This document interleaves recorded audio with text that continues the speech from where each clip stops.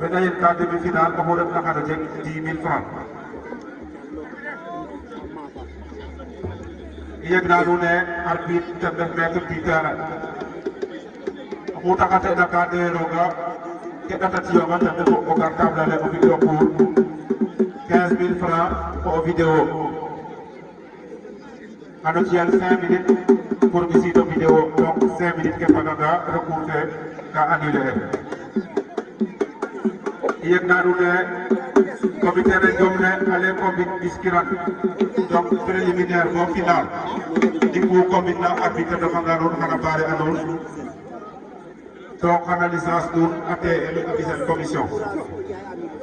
Ablaye Ndong Fisel, Mon Fatick. Donc, attention. On va faire une présentation. Mon Fatick daan na Ablaye Ndong Fisel.